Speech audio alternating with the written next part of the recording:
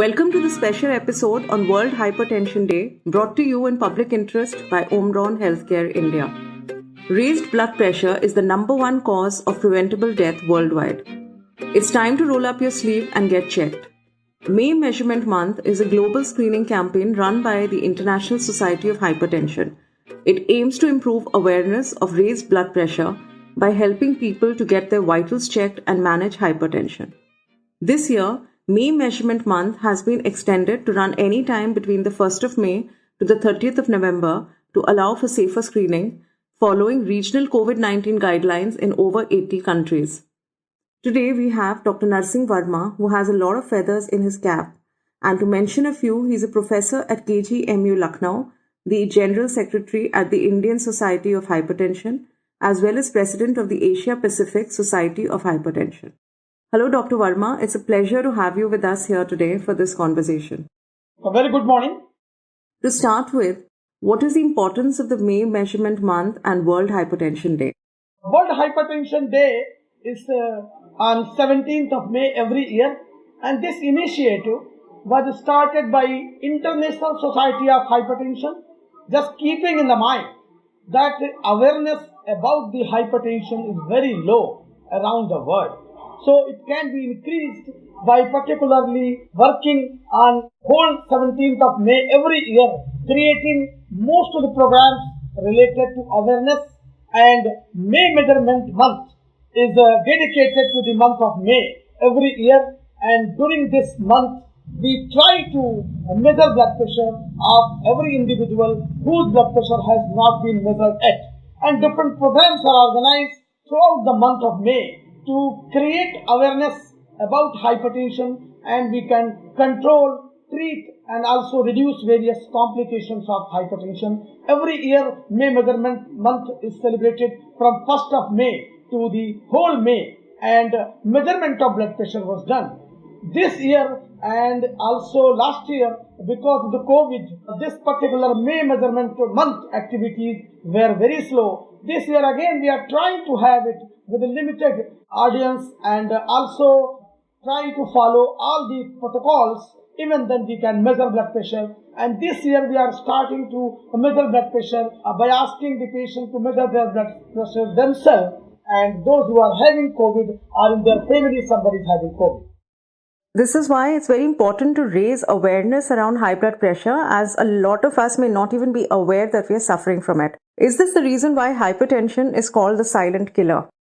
Very good question. Hypertension is labeled as silent killer because hypertension in beginning do not have any symptoms, and when there are no symptoms, usually patients do not consult a doctor, and silently it keeps on creating a lot of problem. And when end organ damage, like damage to the kidney, damage to the heart, damage to the brain has already occurred, then only the symptoms appear. That is why it is called as silent killer, because very silently it produces all the complications, and patients are never bothering it. They do not have any symptom, so they do not contact any doctor, and the complications appear, then only they contact the doctor.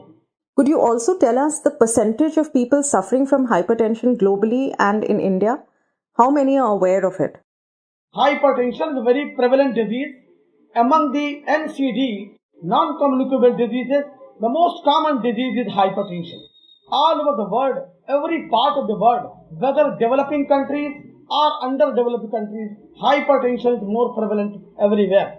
But if you go by the global data, hypertension is around 17 to 21% all over the world, and in India, the prevalence is around 35%. So it is called that every third Indian is hypertensive. But the problem here lies that most of them, around 57% of them, do not know that they are hypertensive. That is because of low awareness. They do not know they are hypertensive. Another problem is that whenever they know that they are hypertensive, among those who know it, only 50% of them are get treated.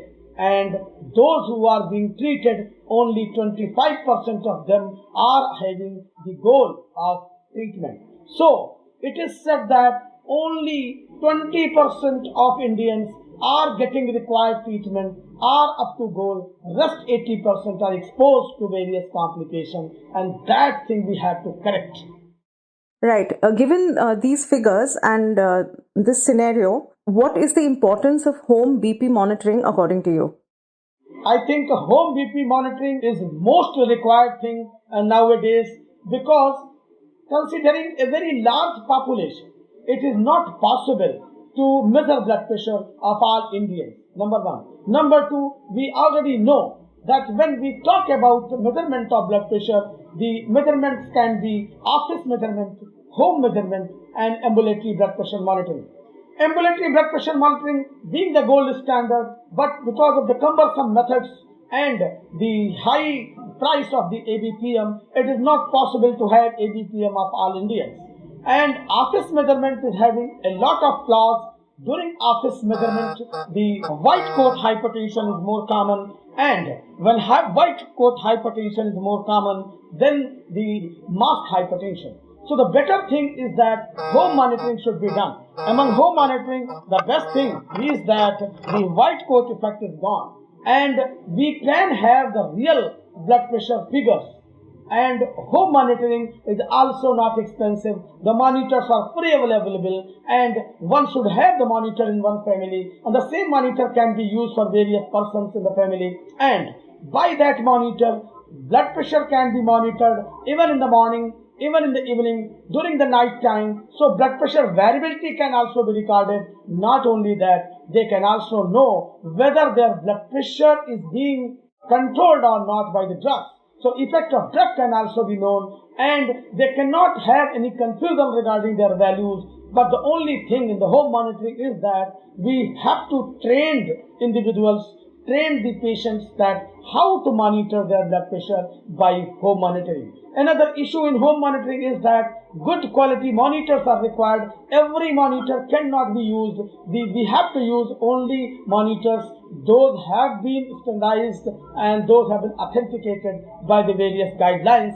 And if these two issues are handled, then the home monitoring is the need of the hour, need of the day. And by home monitoring, we can also reduce the uncontrolled hypertension, and compliance to the blood pressure treatment is also increased by home monitoring. Yes, Dr. Verma, as you've pointed out, home BP monitoring is very important to first of all recognize that one has a problem and then to manage that problem. So, what is a normal reading while taking measurements? By home monitoring, the normal readings are set to be 135/85.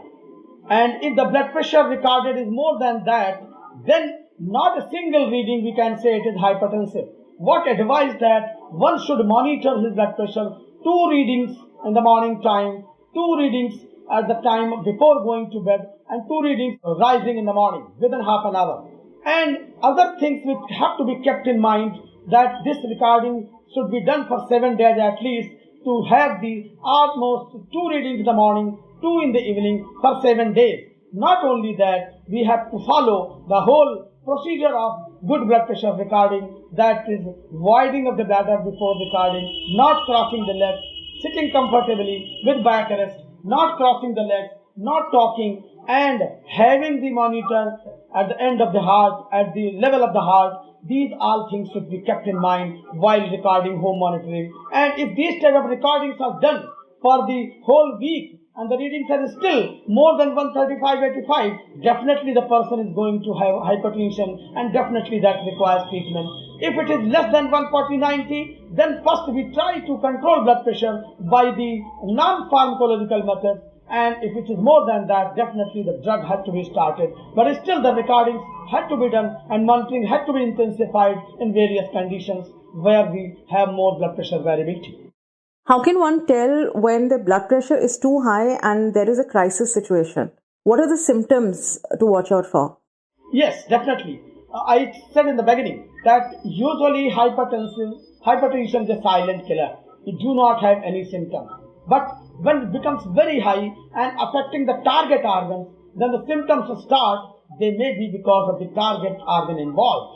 If it is involving the brain more, then one can have the blurring of vision, diplopia, headache, severe headache, nausea, vomiting. All these symptoms can be there. And If it is having more effect on the heart, then one can have palpitation and even mild chest pain can be there. Palpitation is very, very common. And one may have the other effect like anxiety, drying of the mouth, heavy heart rate, and even the weakness, fatigue. All these symptoms can be there.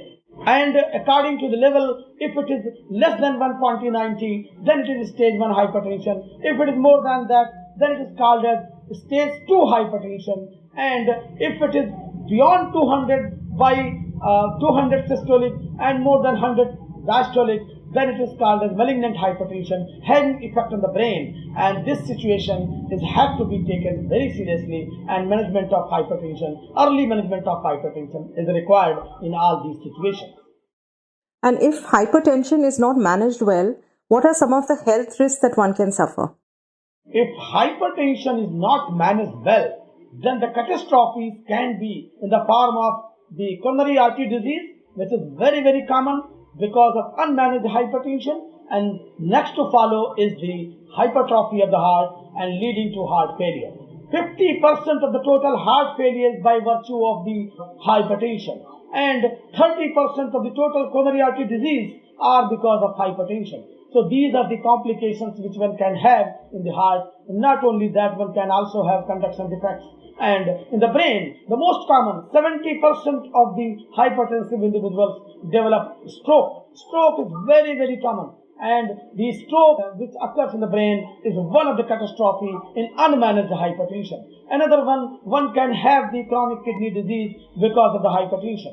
Hypertension, if not managed, can produce chronic kidney disease, peripheral artery disease. These are other complications one can develop if the hypertension is not managed completely. What role does stress play in contributing to high blood pressure?